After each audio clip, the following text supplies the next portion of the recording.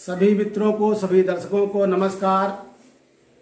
मित्रों, आज हम चर्चा करेंगे ग्रहों के मूल त्रिकोण अंशों पर, उच्चता पर, नीचता पर। क्यों पिछला जो हमने वीडियो बनाया था उसमें मूल त्रिकोण का नाम आया था कि ग्रह मूल त्रिकोण में 45 कला बल देता है और अपनी राशि में वो 30 कला बल देता है। अतिमित्र के यहाँ 22.5 कला बल देता है। तो शेष तो हमने उसमें बता दिए थे। मूल त्रिकोण पर चर्चा शेष रही थी, उस पर आज चर्चा करेंगे। जैसे हमने बताया था कि मूल त्रिकोण में 45 कला बल ग्रह को मिलता है और स्वराशि में 30 कला, अतिमित्र के यहाँ 22.5 कला और मित्र के यहाँ 15 कला। इस प्रकार से हमने बताया था। तो इनकी चर्चा हो चुकी थी, मूल त्रिकोण बताना शेष रह गया था। तो आज इसलिए मूल त्रिकोण पर चर्चा करेंगे।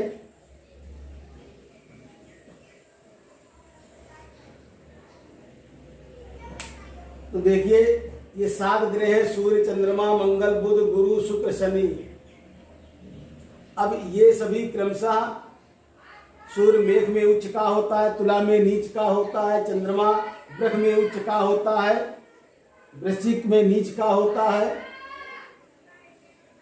मंगल मकर में उच्च का होता है, कर्क में नीच का होता है, बुध कन्या में उच्च का होता है, मीन में नीच का होता है, गुरु कर्क में उच्च का होता है, मकर में नीच का होता है, शुक्र मीन में उच्च का होता है, कन्या में नीच का होता है और शनि तुला में उच्च का होता है और मेष में नीच का होता है। और ये सभी इन राशियों में इनकी ये सूर्य जो सिंह राशि में स्वराशि इसकी होती है, उसमें 0 से 20 अंश तक मूल त्रिकोण में होता है। तो इस पर हम बाद में चर्चा करेंगे, पहले इस पर चर्चा हो जाए। सूर्य मेष राशि में उच्च का होता है, तुला में नीच का होता है। तो मेष में भी 10 अंश पर ये उच्च का होता है और तुला में 10 अंश पर नीच का होता है। तो ये 10 अंश इसके हैं, ये परमोच्च।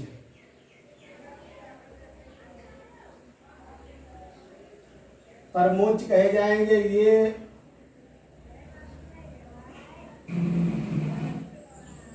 परम नीच कहा जाएगा, क्योंकि सूर्य मेष राशि में तो उच्च का है, तुला में नीच का है, लेकिन मेष के 10 अंश जो हैं तो ये परम उच्च का हो गया। तो आपने देखा सूर्य मेष राशि में 10 अंश पर परमोच्च हुआ, तुला में 10 अंश पर परम नीच का हुआ। यानी मेष से 7वीं राशि तुला है, ग्रह अपनी राशि से उच्च राशि से 7वीं राशि में नीच का होता है।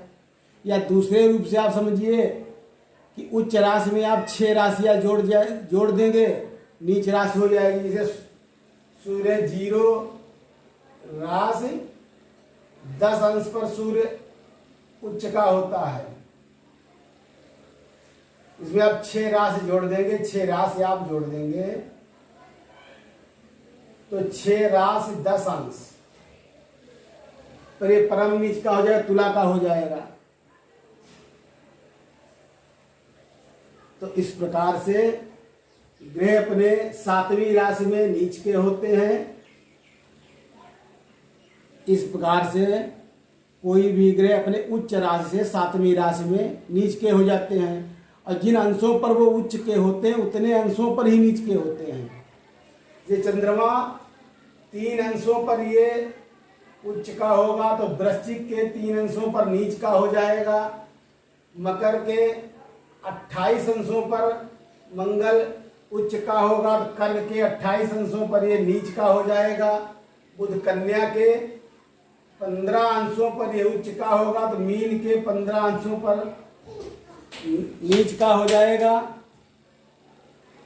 गुरु कर्क के 5 अंशों पर उच्च का होगा तो मकर के 5 अंश पर नीच का हो जाएगा। शुक्र मीन के 27 अंशों पर यदि उच्च का होता है तो कन्या के 27 अंशों पर नीच का हो जाएगा। शनि तुला के 20 अंशों पर उच्च का होता है तो मेष के 20 अंशों पर नीच का हो जाएगा। तो इस प्रकार से देखिए, इन अंशों पर ग्रह परम उच्च के हो गए, इन अंशों पर परम नीच के हो गए। यानी इन अंशों को जब पार करेंगे ये ग्रह तो इनकी नीचता में कमी होने लगेगी। उसी प्रकार ग्रह जब इन अंशों को पार करेंगे तो इनके उच्चता में भी कमी होने लगेगी। ये तो परमोच्च हैं। तो आपने देखा सूर्य जो है मंगल की राशि में उच्च का है, चंद्रमा शुक्र की राशि में उच्च का है, मंगल शनि की राशि में उच्च का है, और बुध देखिए अपनी राशि में ही उच्च का है। बुध अपनी राशि में ही उच्च का है। गुरु चंद्रमा की राशि में उच्च का है, शुक्र जो है ये गुरु की राशि में उच्च का है, और शनि शुक्र की राशि में उच्च का है। इस प्रकार से आप मूल त्रिकोण पर देखिए, सूर्य सिंह राशि में 0 से 20 अंशों तक मूल त्रिकोण में होता है। उसके ऊपर जो अंश बचे हैं 21 से 30 अंश वो इसकी स्वराशि हो जाएंगे। अब देखिए चंद्रमा अपनी इसकी स्वराशि तो कर्क है चंद्रमा की, लेकिन ये वृष राशि में, ये वृष राशि में 4 अंशों से 30 अंशों तक मूल त्रिकोण का होगा। सभी ग्रह देखिए अपनी ही राशियों में मूल त्रिकोण के हो रहे हैं। मंगल मेष राशि में 0 से 12 अंशों तक मूल त्रिकोण का रहेगा, और बुध कन्या राशि में 16 अंश से 20 अंशों तक मूल त्रिकोण में रहेगा। गुरु धनु राशि में 0 से 10 अंशों तक मूल त्रिकोण में रहेगा, और शुक्र तुला राशि में 0 से 5 अंश तक मूल त्रिकोण में रहेगा। कुंभ शनि कुंभ में 0 से 20 अंशों तक मूल त्रिकोण में रहेगा। इसमें एक ये भी मिलता है 0 से 15 अंश शुक्र के मूल त्रिकोण माने गए हैं, ये भी लिखा है, और 0 से 5 में लिखा है, लेकिन इसमें 0 से 15 ज़्यादा उपयुक्त मानते हैं। तो इसके लिए लिखा गया है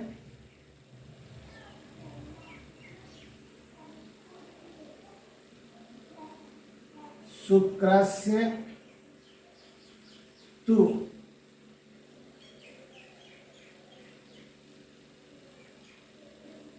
तिथियो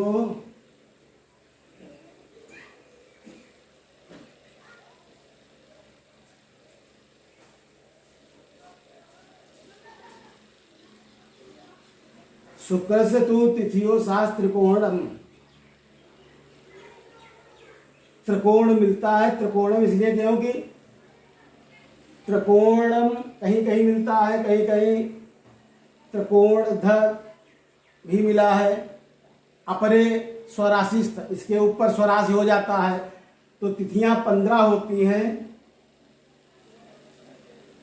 तो इस आधार पर शुक्र जो है 0 से 15 अंशों तक मूल त्रिकोण में होगा। शुक्र से तो तिथि हो, तो तिथि तो जो है 15 है।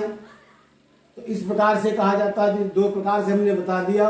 ये ज़्यादा इसका चलन है कि ये श्लोक में मिलता है। वैसे विद्वान 0 से 5 भी, अधिकांश विद्वान 0 से 5 अंश पर ही विवेचना करते हैं। इसके ऊपर दिया है परे स्वराशिश्च, इसके ऊपर स्वराश हो जाता है। तो आपने देखा यहाँ पर मंगल मेष में 0 से 12 अंशों तक। तो देखिए सभी यहाँ पर ग्रह हैं 0 से मूल त्रिकोण में होते हैं। चंद्रमा 4 अंशों से होता है, और बुध 16 अंशों से 20 अंश तक होता है। सभी ग्रह 0 से ही होते हैं। शनि भी 0 अंश से, शुक्र भी 0 अंश से, गुरु भी 0 अंश से, मंगल भी 0 अंश से, सिंह भी 0 अंश से मूल त्रिकोण में होते हैं। लेकिन 2 ग्रह ऐसे हैं जो 0 अंश से नहीं होते हैं, तो इसके पहले ये उच्च के होते हैं। इसके पहले ये उच्च के, इनके पहले के जो अंश होते हैं ये उच्च के होते हैं। चंद्रमा एक ऐसा ग्रह है जो अपनी राशि में मूल त्रिकोण का न होकर वृष राशि में मूल त्रिकोण का होता है। बाकी सभी ग्रह अपनी ही राशि में मूल त्रिकोण के होते हैं। और बुध कन्या राशि में अपनी ही राशि में उच्च का होता है। सभी बाकी ग्रह दूसरे की राशि में उच्च के होते हैं। कन्या बुध अपनी राशि में उच्च का होता है, अपनी ही राशि में मूल त्रिकोण का होता है, और अपनी ही शेष राशि में स्वराशिष्ट हो जाता है, स्वराशि हो जाता है। 21 से 30 अंश के स्वराशि के हो जाते हैं। तो आपने देखा यहाँ पर इधर चंद्रमा को छोड़कर सभी ग्रह अपनी ही राशि में मूल त्रिकोण के होते हैं, और इधर आपने देखा है बुध को छोड़कर सभी ग्रह दूसरे की राशि में उच्च के होते हैं। बुध अपनी राशि में उच्च का होता है। 0 से 15 अंश उच्च के होंगे, 16 से 20 अंश मूल त्रिकोण के होंगे, 21 से 30 अंश स्वराशि में होंगे। उसके अतिरिक्त इन सूर्य चंद्रमा को छोड़कर सभी की एक एक और राशियां हैं, उनमें स्वराशि होंगे, उनमें मूल त्रिकोण के नहीं होंगे। ये शनि कुंभ में ये मूल त्रिकोण का होता है, लेकिन मकर में मूल त्रिकोण का नहीं होगा। वृष में शुक्र नहीं मूल त्रिकोण का होगा, तुला में ही होगा। इस प्रकार से होते हैं। इस प्रकार से इनका सामर्थ्य भी माना गया है। कौन ग्रह कितने प्रतिशत फल देने में सामर्थ्यता होती है।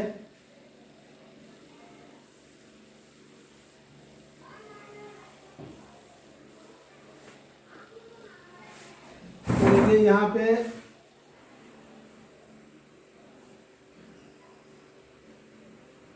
उच्च ग्रह को 100% फल देने का सामर्थ्य माना गया। यदि यह प्रकार, यदि आप समझे उच्च ग्रह यदि 100% फल देगा तो मूल त्रिकोण में ग्रह 75% फल देगा।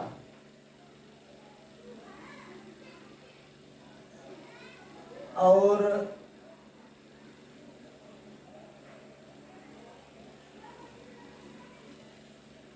स्वराशि में 60% फल देगा।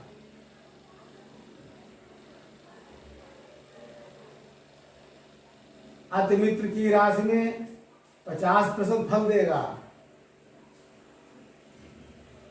मित्र की राशि में 40%। और सौम्य उदासीन मानते हैं कुछ लोग, कहते हैं फल नहीं देगा, इसमें कोई फल नहीं देगा। और शत्रु के घर में 5% फल देगा। अति शत्रु के यहाँ 2%। और नीच और आस्था इन ग्रह को कहते हैं 0% फल देगा। तो आप देखिए अति शत्रु के यहाँ यदि ग्रह 2% फल देने की सामर्थ्यता रखता है, शत्रु के यहाँ शत्रु के घर में 5% फल देने की सामर्थ्यता रखता है, तो सब में उदासीन नहीं रहना चाहिए। सब में कुछ विद्वान 20% फल देने का सामर्थ्य मानते हैं। सम राशि में यदि अपने सम ग्रह की राशि में ग्रह गया है तो 20% वो फल देगा, इस प्रकार से मानते हैं। तो आपने ग्रहों के उच्च नीच को समझ लिया होगा। हम मूल त्रिकोण में एक बार फिर से आपको बता रहे हैं। जैसे सूर्य सिंह राशि में स्वराशिस्थ होता है और 0 से 20 अंश उसकी मूल त्रिकोण राशि होती है, तो 0 अंश से 30 अंश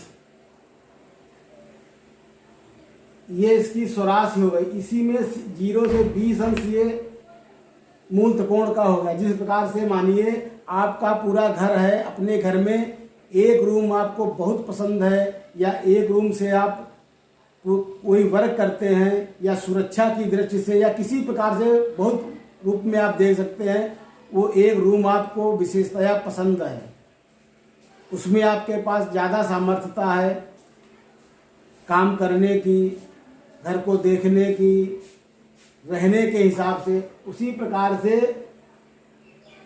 0 से 30 अंश तो सूर्य की स्वराशि हो गई, लेकिन 0 से 20 अंश उसके मूल त्रिकोण के हो गए। इसमें उसको और अधिक पावर मिल जाता है, इसमें उसको और भी ताकत मिल जाती है। जैसे आप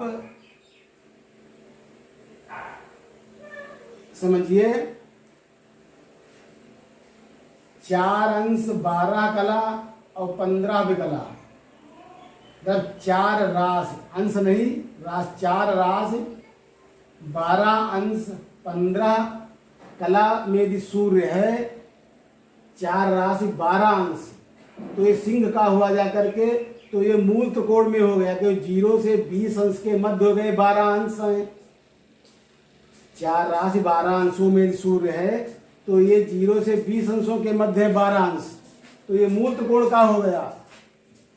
यही यदि 4 राशि और 22 अंश 15 कला पे हो जाए, ये 22 अंशों पर हो जाए सिंह के, तो 20 के ऊपर हो जाएंगे, तो ये मूल त्रिकोण के ऊपर हो जाएगा, तो ये स्वराशि में हो जाएगा। इसका कुछ सामर्थ्यता में इसके कमी रहेगी, ये स्वराशि में हो जाएगा।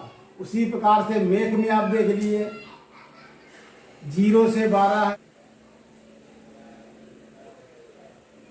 यदि मंगल 0 राशि और 9 अंशों पे है, 0 राशि 9 अंशों पर मंगल है, यानी मेष का मंगल है, तो ये मूल त्रिकोण का हो जाएगा, जो 12 अंशों के अंदर है। यही यदि 0 राशि और 15 अंशों पर हो जाएगा, मंगल यदि 0 राशि 15 अंश पर हो जाएगा, तो ये 12 अंशों के ऊपर हो जाएगा, तो ये मूल त्रिकोण का नहीं होगा, तो ये स्वराशि में हो जाएगा। और स्वराशि को 30 कला बल मिलता है, मूल त्रिकोण राशि को 45 कला बल मिलता है। तो इस प्रकार से इन अंशों के यदि मध्य है तो मूल त्रिकोण में ऊपर हो गए, तो स्वराशि में। ये बुध है, बुध यदि 16 अंशों के अंदर है तो वो उच्च का हो जाएगा, 16 से 20 है तो मूल त्रिकोण का हो जाएगा। तो इस प्रकार से मित्रों हमने मूल त्रिकोण पर चर्चा की। तब तक के लिए धन्यवाद।